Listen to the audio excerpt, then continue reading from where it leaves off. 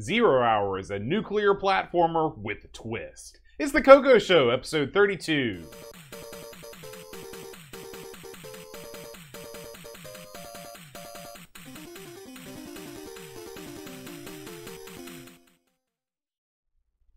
Hi everybody, welcome to the CoCo Show. I'm John. And I'm Aaron. And today, Aaron, we're going to be talking about Zero Hour. Ooh, nice. Now, Aaron, it seems like we talk a lot about nuclear catastrophe on this show. It's less and less funny every day. It is. But, you know, sometimes you build a little bunker in your house just in case things go south. Fallout shelter. If you were going to build a fallout shelter in your backyard, how would you design it? You're in it. This is it. This is it right here. If there's some sort of nuclear explosion, what I do is I get the boy, I run outside, I lock the doors from the outside so no one else can get out. Yeah. Then I come in here and then lock the doors again. You know, we've got food in here, we've got the whole 9 yards. I mean, you know, I've got these Bud Light seltzers. Yeah. You Luke will love those. I got 4 or 5 of these Mountain Dew Zeros, a couple waters, right? Good to go. We sit down, we play video games, and wait for the apocalypse. That's all you do. That's what else true. can you do? I can't think of a better way to spend my last moments on Earth than here at Amigo Studios East. Yeah, I'd also turn on the air. That's That'd be true. part of it. Because if I'm going to go, I'm going to go cool. I'm not going to just sit here and boil. You know, not until later. Not until when later. we all boil. That's when the real boiling What would you starts. do? You've got your backyard doesn't exactly lend itself to a... No, because my house is built on the side of a hill. Yes. So my basement isn't even a real basement. No, it's just the bottom it's of the hill. It is funny, in West Virginia, almost everyone lives on the side of a mountain. And when I was on Mud Mountain, I had the exact same setup as a basement as you did. Just partially underground, the rest of it not underground. Yeah, now, you know, they sell these big barrels of food, you know, prepper food. Big barrels of food, that sounds tasty. Have you ever, how far on the prepper scale have you gone down? Not too far. That prepper food ain't cheap, brother. Yeah. You know, and these preppers, you know, the thing is, if you've seen what these guys eat, I don't want to live in that world. No. You know what I mean? Because when I was in Boy Scouts, I had some of that freeze-dried food. You ever had it where you're taking boiled in a pot of water? Yeah, absolutely. Now, I don't know about now, but in the old days, that stuff was double butt. Listen, if it's coming down to living like that or dying, I'm gonna go out there in the atomic blast and I'm gonna look like the guy from the Shawshank Redemption. I'm just gonna be like, bring it on, baby. What would be great about you, Bode, is because I know when this went down, you would have consumed so much alcohol that you would go up like a flare. That's right. That's the way to go. That's a quick and painless death. And buck naked, just standing in your backyard doing that. I can see it. That'd be a glorious way to go out. Yeah, Bode. if you're going to go out, that's how right you go to heaven. out. Then you can explain yourself at the gates. But why are you liquored up? I've led a good life. So speaking of dying and going to heaven.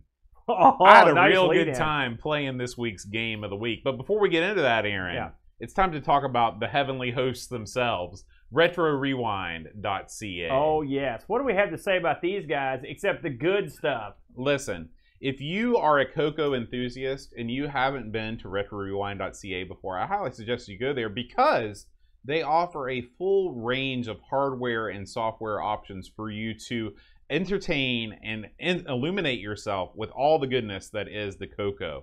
I'm just kind of going over here, and let's talk a little bit about what happens when things go south on the old CoCo. Sometimes you know what's wrong immediately. Yeah. Because sometimes you just spill a Coke all over it. Or CoCo. Yeah, or CoCo. That's true. So, but sometimes you don't know what's wrong. Sometimes you just fire it up and something is off. Sometimes you're a dumb guy that literally blows it up himself and then has no idea how to fix it. That's right.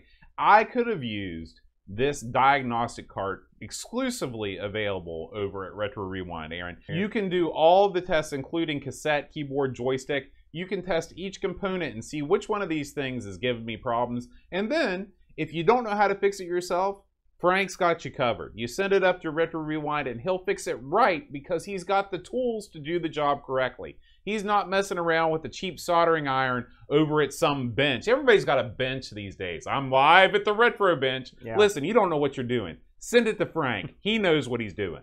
If you've got a bench, you probably have some idea what you're doing. No, I've got a bench. I've got several benches. The thing is, now, the benches don't have the jack that Frank's got because he's got an ultra bench. He's got space-age technology to remove caps and stuff that we've never seen before. You ever watch Hot Bench? 3 judges, 3 opinions. Hot bench. That sounds horrible. It's on WSAZ at like 3:30. Having been to real court, the thought of facing 3 judges I find horrific. But that's not a problem. I don't know where you're going with that. But getting back to Retro Rewind, Frank has literally decades of knowledge, of practice, of skill, working on machines. He can take your machine apart. He can get your caps swapped out, put them back in, done deal. Or, like Boat said, if you want to do it yourself, CoCo Diagnostic Cartridge is a good way to start. And if you're new to the CoCo game, we're going to school you. Get the old CoCo SDC, brother. That's also right. from Frank. That's the best thing you can buy from your CoCo. He will take care of your business on that as well. It's a good place. CoCo doesn't get a lot of love. No. Although it's It's coming building. up. It's It's coming building. up. But Frank is a guy who right here in North America, he'll take care of your business. You don't have to ship anything anywhere else but up to Frank, and he will take care of you. And we fully endorse his activities, Boat. That's right. And you can save 10% off this or any order by using the promo code Amigos10 at checkout. Thank you, Retro Rewind, for sponsoring the CoCo Show. Yeah, and don't ever face 3 judges. No good. Even if they're just on one bench. No benches. What kind of courtroom is that? You got to watch Hot This Bench, is like man. this is like the figure skating has 3 judges. I don't know. Do you watch this show? Of course I do. Just imagine all the fun and excitement of the People's Court, but with 3 judges and 3 opinions. Hot bench. Clearly, the judges in Putnam County didn't know this before they awarded you anything, because that would have been the end of that, Boat. Get this out. Let's talk about 0 Hour, Aaron. Holy smokes! Good Lord, that was the dumbest conversation we've had for a long time. Let's talk about. There's a game, Boat. A little game. We like to call it 0 Hour. Just released, hot off the presses. How often do we get to play brand new CoCo games? Not often. Not This often. just came out in March of this year, Boat. Now, I'm going to clue you in right away. If you want to play 0 Hour, you got to have the CoCo tray, the 3, Boat. And you really need to have the old 6309 to enhance the speed. You don't got it, but it's going to help. If you have a CoCo 3, you should just get this, the Right. 6309. It's super cheap. It's cheap. easy to install. It's I not did it easy myself. to install. It's not that easy. I I'm also sure Frank didn't can help install it you out. myself. Yeah, you didn't do it yourself. You need 512K of RAM, and you need a joystick. Now, I will give you another hint. You don't want to play this on the Black Beauties. That's a no. I tried that. That's a big no. Boy, did I struggle for a couple nights as I tried to play this on the Black Beauties. And I looked at the docs, and I was like, yeah, you need a self-centering joystick. Yes. Now, you played this probably on your Deluxe, I'm guessing. I played this. Well, I was going to fire it up on the Deluxe, but then I realized the Deluxe was here. Oh, Because yeah. I brought all the CoCo stuff over for our stream that You didn't idiot. happen last week. So I ended up playing this. I tried to fire it up on the Mister. I've had no end of trouble getting CoCo, like new CoCo stuff to work, the transcodes Yeah. and stuff. I don't know what's going on with my Mister. I had to resort to the old VCC. Oh, you mean the thing you badmouth week after week? And yeah, now you need to rescind that I because know. that's a good program. I know. So what do you say to those guys? I say, well, as a last-ditch effort, No. you guys are okay. Listen, don't be like that. That's a good program, too. Now, this game, of course, like I said, just came out in March. A game from Nick Marientes, who is a prolific programmer, Boat. I went and dug up a list. I went over to his website. It's got a long list of the stuff he's done. I mean, it's a timeline stretching back to 1982. Oh my gosh! So much like the Specky, this marks the 40th year of Nick, programming for Nick. programming. Congratulations, wow. Congratulations, Nick. Just to go over some of the stuff that people may have heard of that would have been released recently. Jim Hunter, Pipes, Rally SG, Gunstar. I think did we do Gunstar on the show? We haven't done Gunstar I can't yet. believe that since I'm Mitch on the box. Yeah, I gotta put myself you're Mr. over. Gunstar. Oh yeah. Donut Dilemma, which is another classic. Popstar Pilot. This guy's done a ton of stuff, and he always, especially here recently, we sort of came in when Gunstar was being made, and I was privy to some of the goings on, and so Nick is really trying to push the envelope and take the CoCo in exciting new places, and I think this game is sort of like the culmination of that, which is 0 Hour. So 0 Hour, an interesting game where you are a hero who has to effectively save the world. And how would you do that, Boat? You've got to disable an atomic weapon, a nuclear bomb. It's capable of blowing up everything. But it's not going to be easy, Bode. It's not going to be easy at all. You've got to go through here and through many, many different levels in the game and complete different challenges just to get the code you need to shut off that secret weapon. Not easy, I can assure you. Oh, and by the way, did I mention there's a time limit that you have to cope with? It's the ticking time bomb. Yeah, so the game starts in basically a foyer, a one room that will let you access many doors as you go through. It's much like the Addams Family. It is not like the Addams Family. It's exactly like the Addams Family. You Well, do it the doesn't exact look like same it. thing in the Addams Family. You're in a foyer and you go through different rooms to get to different levels. Well, but this is all you can see all the openings right here. Well, at that's once. because it's a CoCo game. It's not like a real game. No, listen, you're an idiot. Number one, and number two, this open foyer is awesome. It works out great because it lets you pick any game that you want to try. All I'm saying is you can't appropriate something from the Addams Family without giving credit. Listen, do you think the Addams Family was the first game to do that? Yes. Highly unlikely. We'll talk about that later. What is your obsession in the Addams Family? It's the greatest video game of all time. Are you nuts? Even you don't think that, and you're you. So, getting back to 0 Hour, you start off in an area where you get to pick where you go.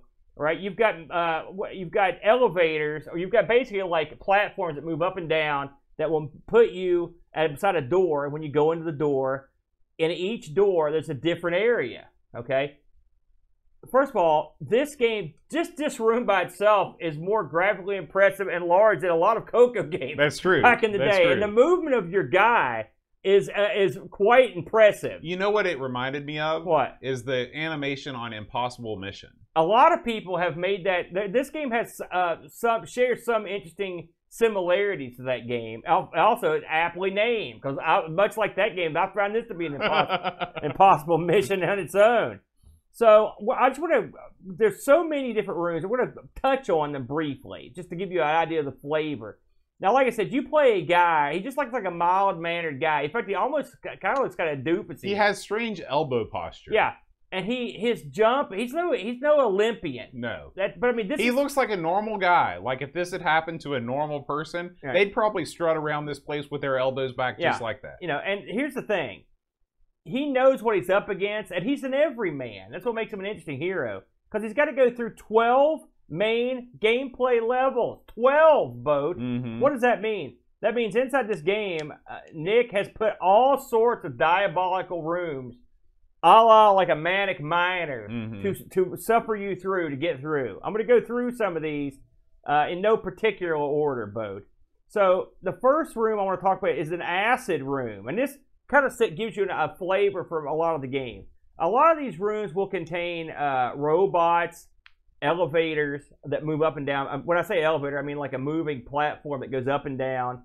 And you'll have to go around and light up certain areas to get out of the room. This is the old Miner 2049er gimmick. Well, it is and it isn't, because unlike the Miner, this guy's also got some like weaponry. Yeah, he's got offensive capabilities, but you're moving over sections of the floor to clear the stage. That's right.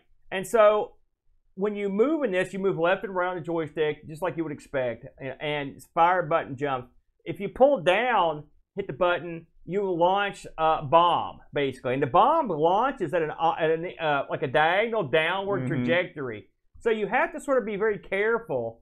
How it sort of reminded me of the Donut Dilemma a little bit, the way that guy fired in there. Yeah, the projectile physics are different. Right, but I mean, that plays into the strategy of the level. Yeah, you absolutely have to take that into account. Right, for sure. And so the acid room, for example, at the bottom of it, you have to go through and clear areas that have rising and falling pools of acid. Don't touch them. Now, we also want to talk about your man, the character himself. As you're going through these levels, this guy is not like, he's not Mario, he's not a jump man. This guy can't jump, he can't fall very far. Yeah. He can fall a little, but he can't fall too far really, before dying. I really think that it is very akin to your fall distance in Donkey Kong. I think you can fall about the same amount of time. I don't think he's that. I mean, it's close, but I mean, it's certainly that Jumpman where you've got a lot more. Right. Jack. Oh yeah, Jumpman, you can do whatever you want. And so, well, I mean, you still fall in that, but you get crazy. Yeah. Jumpman. So as you leap across these different areas to get these different points, you're often contested by various things. But the funny thing about this game is, often the levels aren't really about getting past an adversary. And I'll take you to a level that has no adversaries, like the hoist crane is a level. In the hoist crane room, you literally move your man around in a crane. He gets in a crane box and floats around the screen, or you have to move the crane around, and you're trying to intercept falling boxes. And then when you do this, it will basically, when you don't do it, it lights something up that you don't want lit. And so you have to catch this, and you're moving around frantically. Again, I found this thing very difficult, incredibly difficult, but it's neat. That's the thing about this. When I say there are 12 various levels, these are all totally different levels. You've got the hoist crane level. You've got levels with hydraulic lifts. You've got levels that have fire. You've got levels that have conveyor belts. Plus, you've got robots to contend with. When you hit a robot with your energy bomb, you don't kill the robot. You temporarily distract him, and then you try to get to where you need to go on the same. You can run right through him at that point. When he wakes back up, you're boned. Right. All right. So you went through a lot of these levels. I tried every level several times because this is a game in the tradition of a Manic Miner, which is a game. This is the game that a lot of people are saying Impossible Mission, but when you play Impossible Mission, there's a card system, and it's not like this really at all. The only thing that is similar is the way that the character kind of jumps and walks. Right, but I mean, you're not the first. I've heard a lot of people say that, but when it comes to the actual levels of this, to me, it reminds me a lot more of a Manic Miner. I agree with you. Each level is diabolically conceived by Nick, who made it extra specially tough to get through this. This isn't the kind of game. I'm used to a kind of a game like a Donkey Kong, where you go through and you're using your nimble dexterity to get through, and you need to use that in this. But you really have to think about what you're doing in a much more Manic Miner sort of way, including pixel perfect jumps, where you've got to be at the edge of something to make a jump. That stuff is part of this. I don't think it's as bad as Manic Miner. What were your initial impressions on this one, Boatster? This, to me, when I started playing this, I was like, this is sort of a distillation of your classic, I'd say like pre-1984 platforming style game. Before Super Mario Brothers really redefined what a platformer is, this is sort of like at the nadir of what a platforming game could be, because you have all the elements. You have tight controls as long as you're playing with a joystick that's not the Black Beauty. No, yeah. I found the controls to be incredibly responsive, and I found the controls to be dependable. Like, everything happened the way I thought it would be. One of the things that I really liked immediately about this game was that I knew that you're going to take fall damage, but the animation of your character changes when he dies from fall damage, so you can guesstimate about how far you can fall once you die once, how to die again. The next thing I noticed was, obviously, you can choose from any of the rooms except for the final room at any time. This is great. Yeah. This is super great. The third thing I noticed is that you get a goodly amount of guys. 9. You get 9 to start off with. So the game is not too frustrating right off the bat. So my initial impressions of this game were pretty much all positive. Pretty much all positive. The funny thing about this is the embodiment. If you ever said, what's a platform puzzler? This is the embodiment of what that is. Mm-hmm. And so you have to go into that knowing that this is not a game you just whip through. Right. You're going to die many, many times. And I can count the number of times I can complete these levels on 2 hands. And much like Manic Miner, the more you do them, the better you get at them. Okay? But it's going to be a frustrating toil, to be honest with you. And then you've got to think about, you've got a time limit, and you've got to go through the game, and you've got to complete all these levels. Then just to get to the end part, I never even came close to doing it. So it's going to be something that probably someone that's a better player than I am tries to accomplish. But I don't want to gloss over something here, and that's this. This is a CoCo 3 game, okay? And the CoCo 3 it was a good machine, don't get me wrong, but this is not a powerhouse machine, okay? And we've seen a lot of games, and me and you've played many, many CoCo games. I grew up with the CoCo. The scope of this game is far past the scope of practically any other game I could think of. The amount of gameplay that's in this game, whether it's your cup of tea or not, if you're not into puzzle platformers, okay, fine, I get it. But the scope of this game, the amount of game that's here is far leaps and bounds beyond anything I've seen on the CoCo. And on top of everything else, you've got digitized sound. You've also got background graphics. Speaking of Adam's family, the one thing the Amiga version didn't have, this has, which is neat background graphics that run. They're animated. It's a good looking game. It's crystal clear. Everything on the screen has a reason to be there. You can tell the meters at the bottom tell you exactly what you need to know. And it's a well done game by a programming veteran who's been doing this for 40 years. You can tell that. There's no doubt about that. The gameplay elements are so varied, and we just sort of touched the tip of the iceberg. There are levels where you can freely fall down to the entire level. There are levels where you have to close chutes, and there's all kinds of unique and inventive levels that involve you getting through. I mean, it's multiple. Any one of these levels is a CoCo game in itself. Yes, yeah, that is true, 100%. You should say that again. Any one of these levels could be its own CoCo game. Yeah, absolutely. Now, with all that said, and because I'm a fair man, I did not have 100% love for this game. I had about 90%. I found the game to be incredibly difficult. I really did. I'm not Buck Owens, one of these guys that's a master. I thought it was really tough. Of Nick's newer stuff, I thought this was a tough one. It's not a criticism of the game per se. It's more of a critique of my own skills. I don't know how well you did at it, but if I could get through one of these levels, it was like I felt like I'd really accomplished something because it's really tough.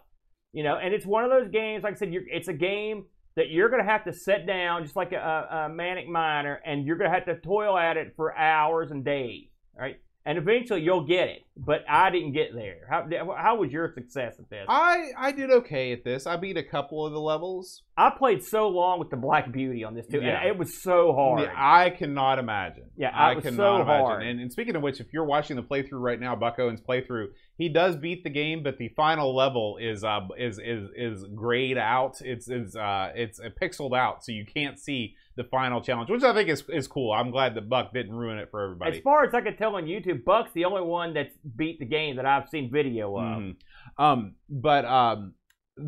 The thing, this is a hard game. You're right. Yeah.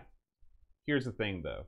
Unlike Manic Miner, unlike Jet Set Willy, unlike any number of games, I don't have a problem with the difficulty level on this game because you are allowed to choose what rooms you tackle first. That is a big help. That really is a big help. Because sometimes you play a level over and over and over again, and you just want to do something else. You want to play something else. And this game gives you, 6 or 7. How many levels are there? 12? 12. This game gives you 11 other things to try. Including, there's a slot machine in here. And, you can gamble for extra power-ups and stuff. And so half of the problem sometimes is you get into sort of a psychological slump where your brain just shuts off and you can't perform the things you need to do, and being able to switch to any other level is like a palate cleanser. Yeah, and so that's true. You can make the game, a game like this, you can make it as hard as you want, as long as you don't make every level mega hard, which they're not. I was able to complete, for example, the Firestorm level on like my second or third try, and you make the challenges varied. Like you said, you're in the crane on the one level. You're doing other things. And so this game is I just wish that I could give this game to everybody that makes new games for classic computer systems, because in my mind, if the game runs fast, if the game gives you good variety, and the game gives you plenty of options, this is a good game. And you could build the rest of the game any way that you want. Yeah, I'm going to agree with you on that. Another note I wanted to mention is the fact that this game has digitized sound, which is cool. I will say I wasn't super keen on the death sound. Listen, that's, to me, the digitized sound. This is like everybody that made an Amiga game back in the day. There's a reason why you don't have digitized effects in games anymore, like indie games. And it's because the first time that you hear the guy says crikey, you're like, oh, it's funny because Nick's Australian. The 30th time you hear it, you want to destroy all Australians and Paco Take. Well, okay? I've always want to destroy Paco, let's be honest. But and the thing is, it's clear as a bell. it's more of a demo. Like it's amazing that you could do that. I mean, it's the CoCo. But it's frustrating to hear that for the 3,000th time after I've been repeatedly Another thing that I don't like about this game is how long it takes you to die before you can start over. Yeah. I would much rather, like, once you reach that fall, where you switch into this, you need to speed time up 2x to get you off the screen, or just have you spin around. You don't need to have a death sequence last 5 seconds. Or a button to skip that would be fine. It'd be easy. I agree. And this goes back to, listen, me and you played a lot of ZX Spectrum games, brother, right?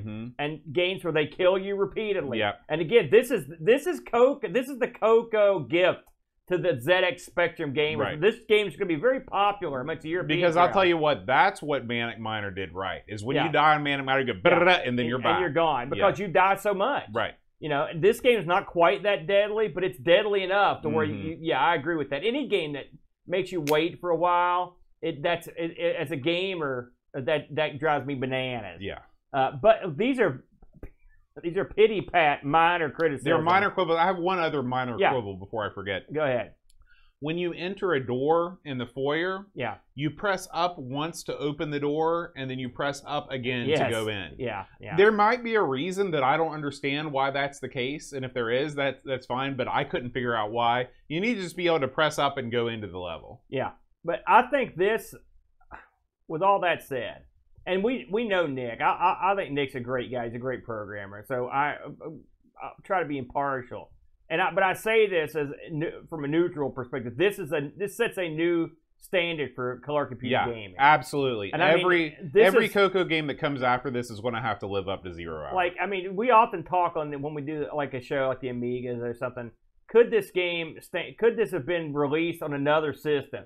Could this game have been released on the MSX or the NES like that? Yes. I mean, this one absolutely could. Well, I tell you, the only thing that this game is missing is background music. Yeah, because that's right. this game would die. This game would not have been released on the NES without background that would music. have been an addition. But I mean, this is the CoCo 3, and the sound chip is the same as the other I mean, CoCos, and the thing is, there are augmented sound systems that are on their way that we'll probably be able to do that. But I mean, that's again, and really in a game, I will say in a game like this, given the criteria, given what you're doing, not having sound isn't the worst because to me it adds a little bit to the fact that you're trying to save the world from a nuclear bomb. I don't mind it that much, but still, some suspenseful music or it might be kind of fun. Well, and here, this is a perfect opportunity too. You've got 12 boards to have 12 little tunes that play. That would be nice, yeah. But now, and again, I don't know how to say this, but we're not technically inclined. I'm a programming genius. Yeah, I heard that. But unfortunately, I know you're not. And you're a dumb guy. And so when we don't know how difficult it would be to do that sort of thing, because I mean, there's a lot going on in these scenes with the backgrounds and stuff. Yeah. Which again, we've only barely touched on, but like just the fact that that's going on is astounding. Now, Aaron, you own this game. I do. You own this game. I believe does this game come in both digital download form and physical, or do you have to buy the physical? It comes in both, actually. I'm going to go to where we can see what I'm doing here. So here is I actually picked this up. I got 2 of these both. Now, and we'll get into why here in a moment, but you get a real nice, this is the case you get right here, which is, if you're listening, it's a hard plastic case, just like a DVD case boat, with 0 hour in the front with a nuclear explosion and the Tandy badge on it, which it looks real nice. Real sharp. The back is, of course, just like you would expect. There's a description of what the game's about, a couple of screenshots on here. Look at that, game testing and support by L. Curtis Boyle and Steve Rasmussen. So there's a reason why he's involved. Yeah, there's a reason why he's so good at it. When you open this thing up, you've got a CD in here, and you've also got an instruction card in color, by the way. And this gives you the controls, the objective, all you need, and a little blurb about Nick. And even a little picture of Nick, you know, not too bad. And so you can go over to nickmaranthes.com and click on the 0 hour link. You can pick up the digital download version for $10 US, and the physical version is very reasonable at $20. We've seen so many fleecings go on in the Amiga community with physical versions. It's good to see somebody selling something that's not ripping you off. I'm not gonna throw everybody at the bridge. I'm throwing everybody. No, I know you are, but I'm nicer than you. A lot of people make pretty nice game cases, in all honesty. And a lot of them even have nice, like, inserts and printed CDs like this one, which has the disc image on it and whatnot. But the key is, oh, by the way, the game's good. Yeah, yeah. We've played a few games where it looks great, the case is great, and you play the game, it's not that good. You know, this is good. I'm not saying it starts with a Z and ends with an X spectrum next. Well, but this is this is above and beyond. I thought that game was pretty good too, but just it had some problems. But this is quite a lovely package, and it shipped here toot sweet. I will say that again. I am trying to be impartial, but I'll call it like I see it. It was here quick. I actually ordered 3 things from Nick, and I got them toot sweet. Mm-hmm. And by the way, several of Nick's games come in real nice boxes. And so if you're not the worst to have a little collection of the of Nick Morandi's stuff because they're all well done. The games are good, oh by the way, but the cases and stuff are real good. A lot of times you don't get a nice, attractive case of these. So Boat, give them that address one more time. This is nickmorantes.com, and you can get links to all of his games right from there.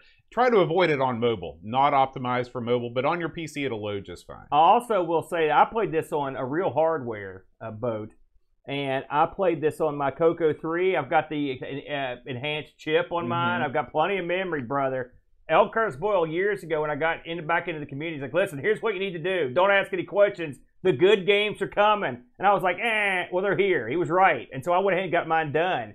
So if you haven't got a CoCo 3, a real one, go get you one. And stick this on maybe a CoCo SDC that you can get from Frank, which I tried mine. It worked perfectly off the SDC. You're good to go. It's a good way to go, Bo. Yeah, anyway, long story short, I liked it, man. Well, you weren't the only one because we did get a review. If you support the CoCo Show or any of the shows on our network, you can leave us a review on the CoCo Show Reviews channel. We got a review from the one and only Exile in Paradise. Ooh. He says, 0 hour. He puts the score right up front. He doesn't mess around. 9 out of 10. He says it'll get a 10 when I stop blowing up the planet. Says taking some of the best elements of his best catalog of taking some of the best elements of his back catalog of games and melding them with a ton of individual puzzles, Nick has built a game that is just frustrating enough to be immense fun. So many polished touches make for a solid, smooth game, which is basically a puzzle platformer. Enter each room, defuse the buttons while avoiding robots and gravity. I get a constant impossible mission vibe while playing, probably because of the robots, but rather than the impossible mission, when you die, a bit more of Nick's humor shows through in 0 hour. The time allotted is not excessive but not too short either.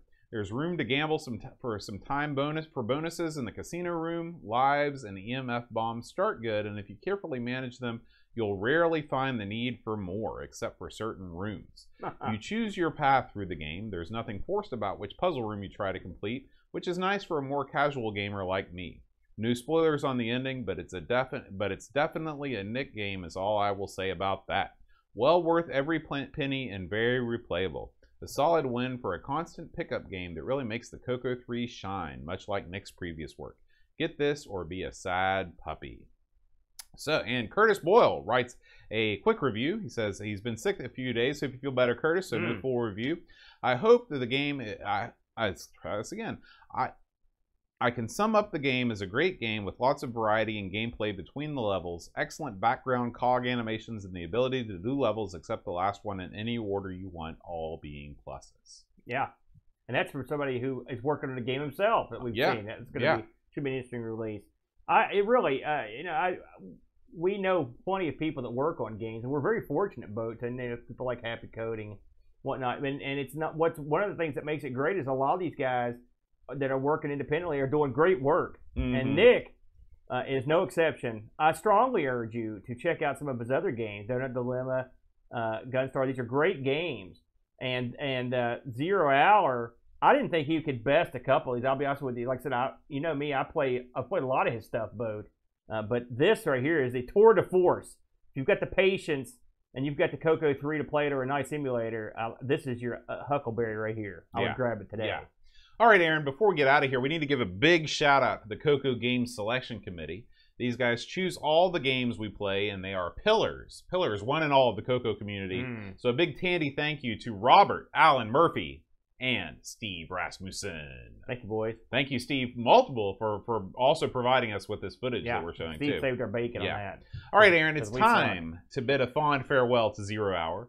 Listeners, we want to hear your feedback. Please feel free to leave us a comment on YouTube. If you could review us on your podcatcher of choice, we'd appreciate that. We release this show in both audio, podcast, and video format on YouTube. You can find all of the CoCo shows at bit.ly/The CoCo Show. And we also record this live on Twitch at twitch.tv/Amigos Retro Gaming.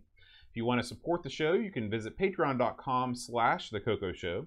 We do have a goal up there. If we can get to $200 a month in Patreon support, the CoCo Show will morph from a monthly endeavor to a weekly show, which would be super awesome. Oh, man. We love the CoCo. We love the CoCo. Which leads us to our CoCo Show supporter roll call. So thank you to Graham, W. Vebke, Buttons, and William Becker. Thank you guys so much. Thanks, fellas. If you like our format and you want to hear more, feel free to check out our other shows, Amigos Everything Amiga, Ira Sinclair, An American Take on the ZX Spectrum, the Atari ST Show, 1200 XL, and ARG Presents, where Aaron and the Brent spin the wheel. You're really putting us over this week, I appreciate that. All these shows can be found on the Amigos Retro Gaming YouTube channel or at anchor.fm/Amigos Podcast. Now, Aaron, what are we going to play next time on the Shall CoCo we Show? look? Let's look, man. Bam. It's Rally. SG, Bo. It's a back-to-back Marentes Superstore. Wow, he's over with the voters, that's for sure. Now, you know, have you played this one much? Never. I have not played this one. I know that it is a homage to Rally X, and so we'll have to dust off our copy of Rally X and compare. Back-to-back weeks of Nick? Yeah. We could do much worse. We could do much worse than that. Much worse. All right. So, it's time to get on it. If you support the show, that means you're a member of our Discord community. So, get on Discord, play the game, write us a review, and we will read it next episode on the air. Guys, thank you all so much for listening, and all hail El Curtis Boyle. Home.